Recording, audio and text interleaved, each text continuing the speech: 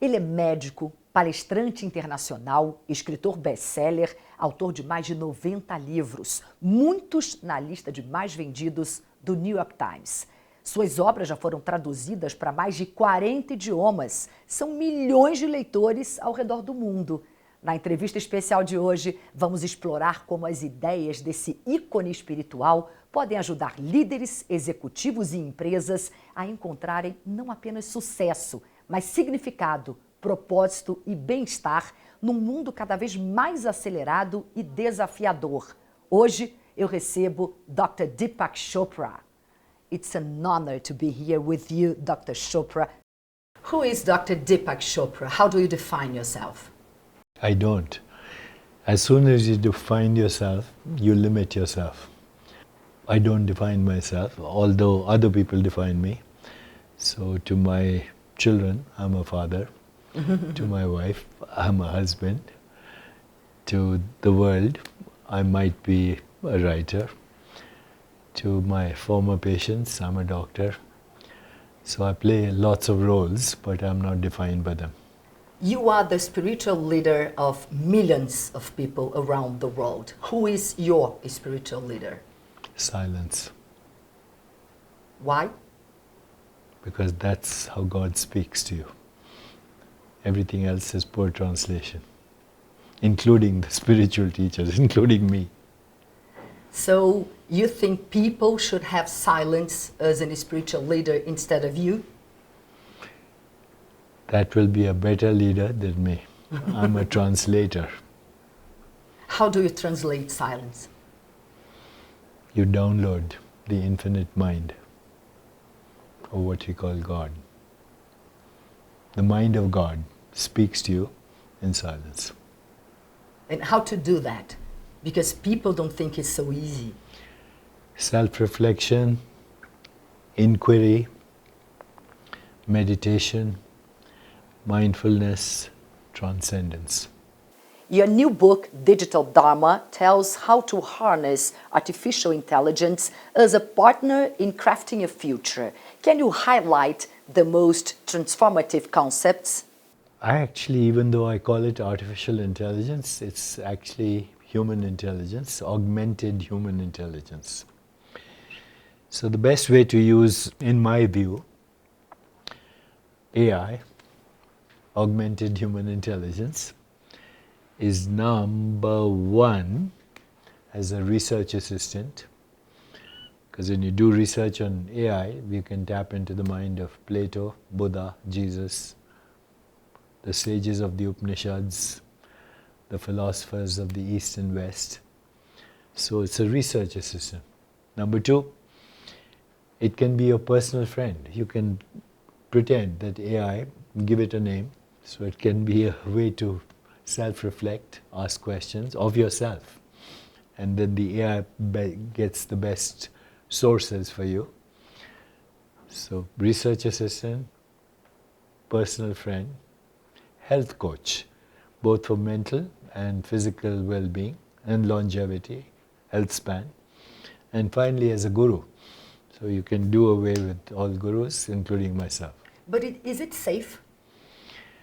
My AI, deepakchopra.ai, is very safe because it does not rely on ChatGPT or any of the commercial big companies, because the big companies, AI is what is called a large language model. And sometimes large language models hallucinate. On the other hand, hallucination is good. It leads to creativity. Deepak doesn't hallucinate. No. So my AI doesn't hallucinate because it's not a large language, it's a small language model. It has 95 of my books. It will have soon this interview on my AI. Thank you. Yeah, and it only looks at my work. So my interviews, my YouTube, my Instagram, Facebook, all of that, Twitter, and then it gives you an answer that is personalized. So you can ask, hey Deepak, I'm Chris. I'm 21 years old. Oh, thank you again. Yeah, and I'm in love, but my boyfriend doesn't listen to me. What should I do? It'll give you an answer. This is So great. this is you won't get from Yeah. ChatGPT. No, not at all. And it's safe because I built in safety into it. What do you have to say to those who are afraid of artificial intelligence? People who are fearful of AI are fearful of everything. So if you are a fearful person, you'll fear AI. You'll fear a knife under the surgeon's hand, even though it's healing you. You'll fear relationships. So I would say if you fear anything, embrace the fear, feel it, because you have to go through it. The way to avoid the fire is not to avoid the fire, but go through it. And then you feel release. Now, having said that, there's some concern because AI can be used for war. We're seeing it, drones, cyber warfare, hacking, bullying. It's a good tool for people who call themselves national leaders, but they're actually gangsters. What inspired you to create an AI? And what do people ask the most in the platform digitaldeepak.ai? They mostly ask personal questions about their health, about their well-being, about how to live long, about spirituality, about enlightenment, about everything that they aspire to. So actually it's to fulfill on a personal level their concerns, their personal issues, whether it's health, longevity, spirituality. So it's very personalized and everyone's questions are unique. It's not predictable, but it's personalized. Our audience consists of CEOs, leaders, executives, and decision makers. How can they make better decisions even under intense pressure? The best leaders in the world are self-aware and they know the principles of well-being, whether it is corporate well-being, personal well-being, physical well-being, emotional well-being, social well-being, community well-being, and financial well-being. They're all linked. Can you talk a little bit about each one? Okay, so corporate well-being, leaders who are focused on corporate well-being, they don't ignore their employees. Sometimes they criticize them, but lovingly. In a good way. In a good way. Because if you ignore an employee, then the disengagement rate goes up by 45%. Yeah. If you criticize them lovingly, it falls to 20%. If you notice one single strength authentically, it falls to less than 1%. In the United States, we lose $300 billion per year in business because of disengaged workers. So how to engage your workers is maximize their strength, because everyone has a strength. Then integrate their strength with other people's strengths. So the key is shared vision, complementing each other's strengths, maximum diversity, well-being. That's corporate well-being. And you can measure it on a scale of 1 to 10. Mm-hmm. It's measurable. Mm-hmm. Physical well-being, only one question helps you. How much energy do you have to do everything you want to do? On a scale of 1 to 10. Social well-being. We always have to have 10. If you have 8, 9 and 10, you're thriving. Okay. If you have 6 and 7, you're struggling. And if you have less than 5, you're suffering. Okay. And you already have a disease. This is well established. Mm-hmm. So that's physical well-being. Social well-being, do you have friends and family, at least a few, who will take care of you in terms of crisis? And do you take care of them in crisis? Community well-being, same, 1 to 10. Do you feel safe walking at night in your community? Oof. Okay. Difficult. This is the highest well-being is in Emirates now. Mm-hmm. There's no crime, period. That's community well-being. And then financial well-being, do you feel secure about your finances? Not how much money you have, but security. So do you have insurance? Do you have retirement? If you feel sick, will you have enough to take care of yourself? It's all dependent on how safe you feel with your finances. So these are the components of well-being that every leader should be aware of in business, every CEO. If they focus only on financial success, and at some point they will have failure, at some point. So I say pursue excellence and ignore success. How can someone under stress, like a business executive, use attention to shift their experience in a positive way? Start with simple meditation, and you can ask Deepak Chopra.ai to teach you meditation. Can you say a little bit for us about meditation, how to put meditation as a daily basis practice? It starts with a very simple thing: observe your breath. Before you do anything, before you react, stop. Take 3 deep breaths, observe your breath, proceed with compassion and love. How would you define happiness most simply, and what's the secret to finding happiness? Happiness is the opposite of sadness. That's the definition. Yeah. It's not joy. Joy is different. Okay? This is Happiness good. is Yeah. the joy is for no reason. It's like being a child is joyful. No reason. Okay, but happiness is what adults seek. As a problem, or do you see the world as an opportunity? That accounts for 50% of your happiness every day. Does money make you happy? Yes. But if it becomes your identity, then it makes you unhappy.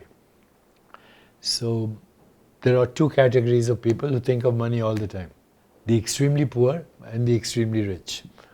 And so the extremely poor are generally unhappy, and the extremely rich are also generally unhappy because it becomes their identity. They confuse self-worth with net worth. So if It's better to be in between. Yes, it's better to be, what I would say, you can have as much money. It's not better to be in between, but not to identify who you are with the money. So if people win the lottery, they'll be extremely happy in the beginning. In 6 months they plateau. In 1 year they return to the set point. Okay, so long term it doesn't change anything. So that's about 10% of your happiness comes from money. That leaves 40% comes from your daily choices. So are your choices only for personal pleasure, alcohol, sex, food, shopping, or are your choices for fulfillment? Do you know how to make other people happy? That's the fastest way to be happy. And then also, does life have a meaning or purpose for you? That will make you happy. That's the happiness formula. What is the biggest obstacle deterring people from raising their level of conscious awareness? Technology, media, politics, or ourselves? What can we do individually and collectively to overcome those challenges? All of that is true, what you said. But one word, one phrase, is the hypnosis of social conditioning. So I say, ignore what society does. Don't seek validation and don't be affected by criticism. But it's not so easy. Well, if you're affected by criticism, you'll be offended for the rest of your life. Yeah. Is that a good way to live? No, not at all. Okay. If you're easily pleased by flattery, anybody can manipulate you. Yeah. Is that a good way to live? No. So Again. why is that difficult and this not easy? Do you believe spirituality can be a competitive advantage in business? If by spirituality we mean self-awareness, Yes. obviously, the more aware of yourself, the more aware you are of the world. So it's good. It's creative. So Sorry. spirituality is creativity. So when we think of God, what do we say? Creator, right? So the highest expression of spirituality is creativity. Can you talk a little bit about this? It's very interesting. Creativity is like a death and a resurrection. It's the death of an old story, an old context, an old paradigm, old relationships, old meaning, and old purpose. Creativity, the old dies, something new is born. It's not innovation. Innovation is iPhone 16 instead of iPhone 15. Okay? Fundamental creativity, Beethoven, Mozart, Tchaikovsky, Einstein, the pioneers of quantum physics, and spiritual geniuses like Jesus, Rumi, Buddha. That's creativity. But to have innovation, you must have creativity First. You begin with creativity. Yeah, like the first automobile. Yeah. The first iPhone 1. airplane. The first smartphone. The first telephone. After that, everybody copies. How can mindfulness increase productivity and reduce stress in the workplace? Mindfulness brings presence to the moment. There's no anticipation of the future. There's no regret of the past. When you're fully present, it unlocks intuition and creativity. What daily practices would you recommend to align personal and professional purpose? In both cases, pursue excellence, ignore success. Ask yourself, if I had all the money in the world and all the time in the world, express my unique talents, who would benefit? Sing your song. Don't worry who listens or what they think. In what ways can conscious leadership impact a company's financial performance? It's the best way to improve financial performance. I've been on the advisory board of Gallup, and we look at all those components of, corporate well-being, social well-being, what I said. And the companies that score 8 to 10 make more money than anyone else. Could you share examples of companies that have successfully applied your teachings? Frito-Lay, a division of Pepsi. Yeah. I did a 1-year training and they turned everything around. Even their food was healthy after 1 year. Carbon neutral manufacturing, and the finances went up. The CEO, Al Carey, was my student. Then he went back to Pepsi, and now he's retired. But that was one of the best examples. Very early, when Starbucks started, I did a course for Starbucks on leadership, corporate leadership. How can leaders foster empathy and compassion in the workplace without sacrificing efficiency? Actually, it improves efficiency. If you're empathetic with other people and you're compassionate, they want to help you. Okay, they want to work with you. If they come from fear, it interferes with efficiency. And what's the difference between empathy and compassion? Empathy is you feel what another person is feeling. Like if you kick a dog or hurt a person, a baby cries because it feels. That's empathy. You feel what another person feels. Compassion is the desire to alleviate suffering. And when you alleviate somebody's suffering, your suffering also gets alleviated.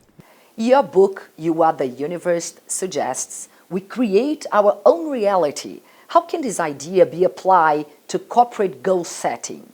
I think corporate goal setting is, in my view, very old-fashioned. I don't believe in it. No? No, I believe just in doing the best you can with what your vision is. Corporations always, they have vision statement, but nobody practices. Okay, they put a nice vision statement, then they worry about quarter returns.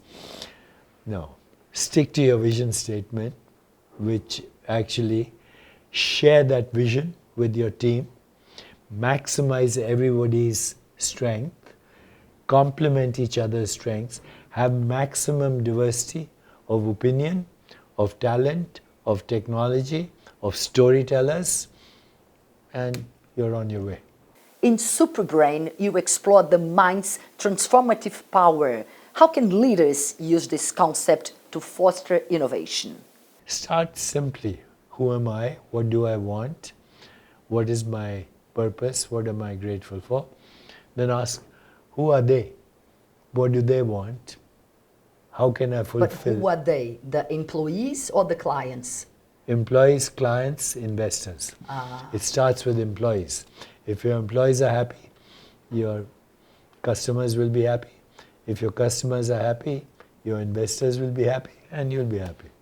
How can the teachings from your books and videos be incorporated into leadership development programs? I have an acronym. It says LEADERS, LEADERS. L stands for look and listen and create a vision. Okay. E stands for emotional intelligence. A stands for awareness, intuition, creativity, and vision. D stands for dream it and do it. E stands for empowerment. R stands for responsibility. And S stands for synchronicity. You also talk about the power of words. How can conscious communication improve workplace culture? Words can injure and words can heal. Yeah. So before you speak, you should always ask, is it necessary? Otherwise, keep quiet. Speak less or not at all. Is it necessary? Is it useful? Is it loving? Will it make a difference? Then speak. How can we achieve work-life balance? First, take care of yourself. Work doesn't cause stress if you are joyful. And redefine your definition of success. Joy is the only measure of success, period. Otherwise, you can have all the money, everything. You're not joyful, what's the point? So joy, number one. The progressive realization of worthy goals, number two. The ability to love and have compassion, number three. And to be in touch with your creativity, number four. All equally important. What do you have to say to people who is not happy about their jobs nowadays? Either suffer or quit. Simple as that. Simple as that. There are jobs where you can maximize your uniqueness. Go to LinkedIn, find somebody who shares your values. Okay, so LinkedIn and all these things, they have what you call professional profiles. I'm now trying to convince them to create a soul profile. So find who matches your soul profile. How would it work, this soul profile? What's your purpose? What makes you happy? What are your relationships like? What are your unique talents? Who benefits? What is a peak experience for you? What gives you meaning and purpose? And many other questions. If you do it, it's in my book, The Soul of Leadership. Do you think Gen Z is more keen on finding a purpose than the other generations? It's both ways, both ways. Some are, and some are very ambitious and very stressed and miserable. Yes. And it's true of every generation, by the way. You know, when I talk to my father, he would talk about World War II, Holocaust, this, that. My grandfather, World War I, the same crisis, economic crisis. My great-grandfather, you know, about the conquest of India. It's always been the same. But I think slowly we are changing into a new paradigm. Yes, but it doesn't change from one generation to another one? No, it's been 40,000 years since we have been hunter-gatherers. We still behave with medieval minds. Only problem is we have modern technology. Medieval mind, modern technology, good prescription for suicide. Yeah. It's better or it's worse to have more technology in this way? Depends on how you use it. If you use technology harmfully, ultimately you will be harmed. Yeah. If you use it properly, you can create a more peaceful, just, sustainable, healthier and joyful world. You also talk about the law of attraction. How can we use this to reach our goals? Everything around you right now, look around you. You attracted it. So this law of attraction means that every moment, the world is a reflection of who you are. That's it. If you want to know what the law of attraction, just look around and say, what am I seeing? I have attracted this. And if you want to change it, you can't change it. It's like polishing the rose. You have to water the root. You have to go back to your spirit. And last but not least, what question have you never been asked, but you love to answer? Why do you like coffee so much? I don't. No, me. Yes, I know. Why do you like coffee so much, Dr. Deepak Chopra? Because I enjoy it. It gives me energy. But now the research shows that coffee decreases Alzheimer's, reproductive cancer, cirrhosis of the liver. So have 2 cups or 3 cups of coffee every day before 12 noon. After 12 noon, don't, because it interferes with sleep. Thank you so much. Thank it's you. really an honor to be here with you. Nice to be with you. Thank you. Thank you. Thank you.